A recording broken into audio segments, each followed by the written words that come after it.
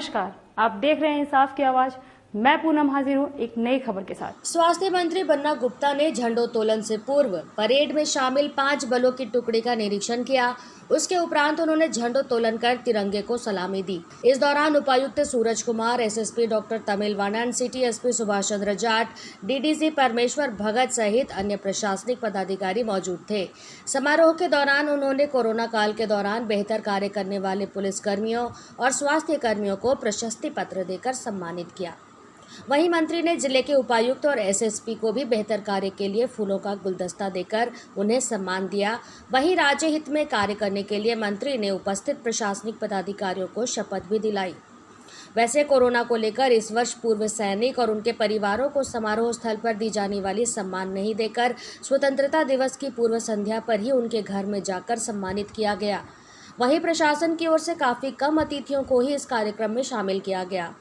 इस समारोह के माध्यम से मंत्री बन्ना गुप्ता ने लोगों को संबोधित करते हुए कहा कि सरकार के बनने के साथ ही कोरोना महामारी ने दस्तक दे दी थी, जिस वजह से विकास कार्य धीमा रहा। वहीं आर्थिक स्थिति से भी कमजोर होने के बावजूद सरकार की दृढ़ इच्छा शक्ति जन जन तक विकास योजना पहुंचाने के लिए अग्रसर रही।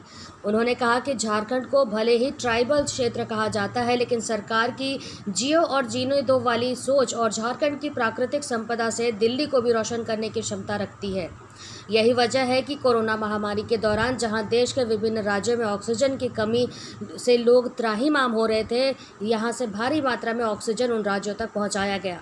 उन्होंने पूर्वी सिंहभूम जिला प्रशासन की भी काफ़ी सराहना की। उन्होंने कहा कि जिले में 1,39,000 कोरोना जांच किया गया, जिसमें से 51,000 लोग संक्रमित पाए गए, लेकिन जिले के वरीय पदाधिकारियों के दृढ़ इच्छा शक्ति ने पहली दूसरी लहर को मात देने में सफलता पाई है। अब तीसरी लहर की जो संभावना सामने आ रही है, उसके लिए भी सरकार और जिला प्रशासन ने पूर्व से ही तैयारी कर रखी है, जो तीसरी लहर को भी मात देने के लिए कारगर साबित होगी। उन्होंने सरकार की कई योजनाओं पर भी चर्चा करते हुए कहा कि एक ओर जहां कोरोना के दौरान प्रवासी वापस लौट रहे थे लेकिन बेरोजगार थे, उन प्रवासियों को सरकार ने कई नई योजना लागू कर उन्हें रोजगार उपलब्ध कराया। वहीं सड़क हादसे के शिकार परिवार वालों को अविलंब 1 लाख रुपए मुआवजा राशि देने का प्रावधान तय किया गया, ताकि उन परिवारों को आर्थिक रूप से राहत मिल सके। सरकार महिलाओं के लिए भी स्वास्थ्य संबंधी योजना लागू कर निःशुल्क इलाज का प्रावधान किया है। सरकार की सोच है कि राज्य के निचले पायदान तक के लोगों को सरकार की योजनाओं से जोड़ते हुए विकास के कार्य में तेजी लाएं।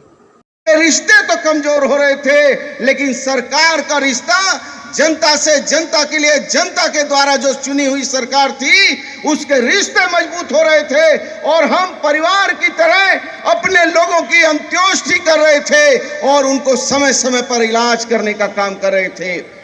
हमने 1,39,300 लोगों को इस जिले में जांच की, जिसमें 51,000 से भी ज्यादा लोग संक्रमित पाए गए थे। लेकिन बिना भय के हमने जिला के उपायुक्त के नेतृत्व में, हमारे सिविल सर्जन साहब के नेतृत्व में, हमारे स्वास्थ्य विभाग के लोगों के नेतृत्व में मजबूती से काम करने का काम किया है। और आज भी स्थितियां ऐसी हैं कि आज जब ये प्रथम और द्वितीय चरण के कोविड को हमने जो है शिकस्त देने का काम किया, तो तीसरी कोविड की संभावनाओं से भी इंकार नहीं किया जा सकता है। इसके लिए भी हम लोगों को जरूर अपने मन को, मिजाज को मजबूती से रखना है।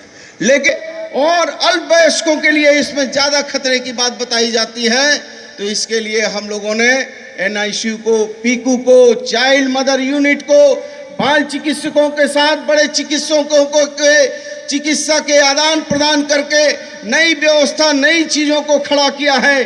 जरूर हमारा राज्य ट्राइबल और गरीब स्टेट हो सकता है, लेकिन हमारी सोच, हमारा इनोवेशन और हमारी चिंता हम दूसरे बड़े राज्यों से ज्यादा अपने राज्यों की जनता के लिए करते हैं और करते रहेंगे।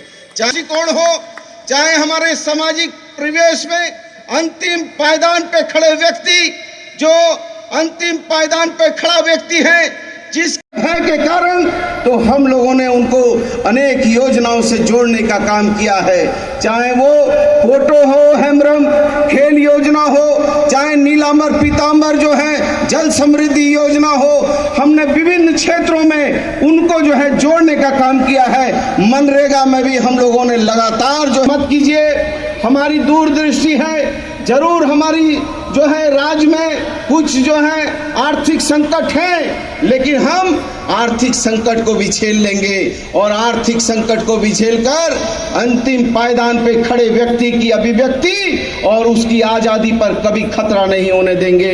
निश्चित तौर पर हम मानते हैं चुनौतियां हैं और चुनौतियों को सामना करना है और चुनौतियों को सामना करना ही मजबूत लोगों का काम है, ये सरकार का दायित्व है। अकेले चले थे, अकेले चलेंगे। सफर के साथी न दो साथ मेरा, सहज मिल सके वह नहीं लक्ष्य मेरा, बहुत दूर मेरी निशा का सवेरा। अगर थक गए हो तो तुम लौट जाओ, गगन के सितारों न दो साथ मेरा। अकेला चला था अकेला चलूंगा, सफर के सहारों न दो साथ मेरा। यदि हमको सहारा नहीं मिलेगा तो भी हम अपने संसाधनों को, अपनी व्यवस्थाओं को इतना मजबूत करने का काम करेंगे। और माननीय मुख्यमंत्री जी ने कहा है कि हम अपने पैर पे खुद खड़ा होकर दिखाएंगे। लोग कहते हैं कि झारखंड ट्राइबल स्टेट है, गरीब स्टेट है, लेकिन इस मां झारखंड की रत्न गर्भा धरती ने हमको इतना कुछ दिया है कि हम इस रत्न गर्भा धरती से न सिर्फ झारखंड बल्कि झारखंड से हम दिल्ली के दरबार को भी जो है रोशनी प्रदान करने का काम करते हैं।